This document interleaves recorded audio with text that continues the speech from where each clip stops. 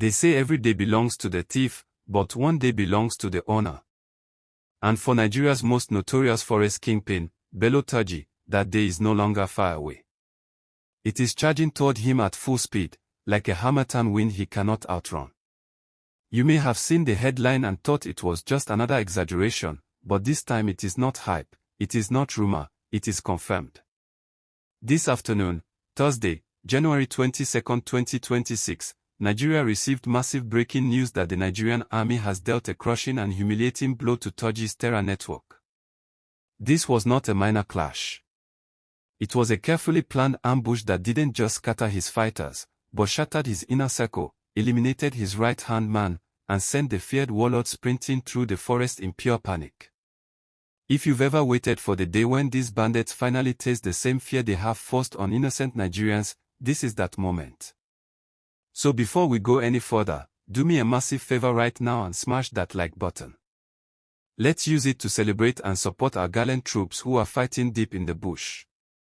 And if you are not yet subscribed, hit that button and turn on your notification bell, because what is unfolding right now could very well be the final chapter in Bello Turji's reign of terror. The mood coming out of Zamfara State today is electric. Confirmed military sources say troops under the newly reorganized Operation Fansanyoma intercepted a large group of Turji's fighters who were desperately trying to relocate under pressure.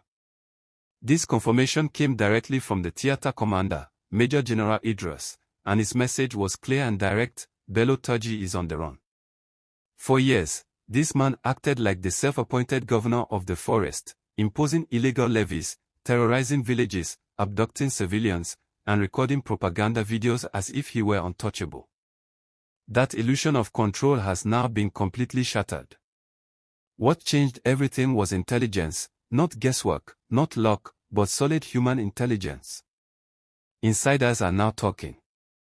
People from within Taji's own network are feeding the military information, and once that happens, the fall of any criminal empire becomes inevitable. The intelligence revealed that Turji's men were moving in large numbers to escape the heat closing in around them. The soldiers did not chase blindly. They laid a deadly ambush and waited.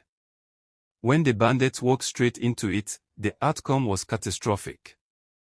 The biggest shock from this operation was the confirmed death of Aminu Kanawa.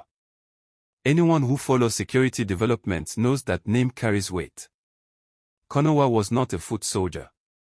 He was Turji's second-in-command, the man who handled logistics, coordinated attacks, and kept operations running while Taji focused on propaganda and intimidation. Taking him out is like pulling the plug on the entire operation. Alongside Kanawa, 31 other hardened terrorists were neutralized in a fierce firefight. These were trusted fighters, the kind Taji relied on for protection. Losing 32 men in one operation, including his deputy, is not a setback, it is a knockout blow. When Major General Idris spoke to defense correspondents in Gusau, he did not mince words. He stated plainly that Bello Turji is currently in a state of confusion and panic. According to him, the days of Turji sleeping comfortably in Fakai Forest are over. The intensity of ongoing military operations is so high that Turji and his remaining commanders are now forced to relocate every few hours. Imagine the psychological pressure of that. A man who once boasted openly on social media is now unable to rest, constantly on the move, knowing that at any moment a drone could lock onto his position or troops could close in from the ground. This operation was not a matter of chance. It was precision. The military is using a deadly mix of ground forces and air support to squeeze these bandits into a shrinking corner. Reports from the forest indicate that Turji's camp is in disarray. There is mistrust among his fighters because they know information is leaking from within. Fear has crept into their ranks, and once fear enters a terror group, collapse is never far behind. General Idris even challenged Turji's propaganda publicly, daring him to name a single local government he still controls. That challenge alone shows how much ground the military has reclaimed from bandits who once claimed those territories as their own. But the pressure is not limited to the battlefield. It has followed Turji into the courtroom. Just yesterday, Wednesday, January 21, 2026, the Federal High Court in Abuja turned up the heat on his support network. Justice Amuta issued bench warrants for the immediate arrest of 5 of Turji's known associates who failed to appear for their terrorism trial. These individuals are accused of supplying Taji with drugs, weapons, uniforms, and other critical logistics. While soldiers chase him through the forest, the law is now chasing his financiers and enablers in the city. The net is tightening from every direction. Now let me ask you, the viewer, an honest question. We have heard many times before that Taji would be captured soon. But with his deputy dead, dozens of his fighters eliminated, and confirmed panic within his camp, does this time feel different to you? Do you believe the military finally has the upper hand, or do you think Taji will somehow find a way to escape again? Drop your thoughts in the comments below. Your perspective matters, and this is a conversation Nigerians need to have. It is also important to note that the military is not fighting on a single front. The emerging Lakurawa terror group operating around Kebbi and Sokoto States is also under heavy pressure. In a separate operation reported alongside this one, troops ambushed Lakurawa fighters near the Kebbi-Sokoto border. This shows that Operation Fansanyoma is fighting and winning a multi-front battle, striking simultaneously in Zamfara, Kebbi, and Sokoto.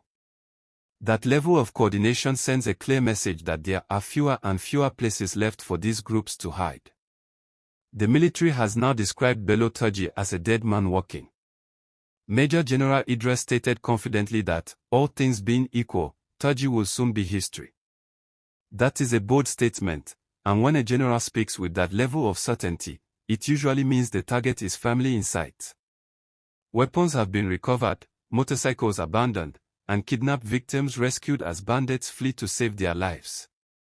These are the signs of a collapsing network. As we wrap up this security update, one thing is clear. If Bello Turji is truly relocating every few hours, it is only a matter of time before he makes a fatal mistake or runs straight into another ambush.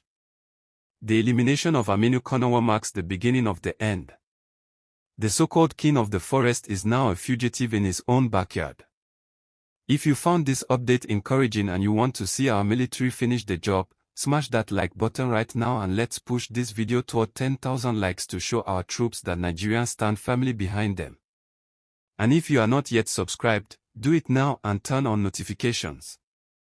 We will be tracking this manhunt closely, and you do not want to miss the breaking news when Bello Turji is finally captured. Stay safe, stay vigilant, and remember, no matter how fast a lie runs, the truth and the Nigerian army will always catch up.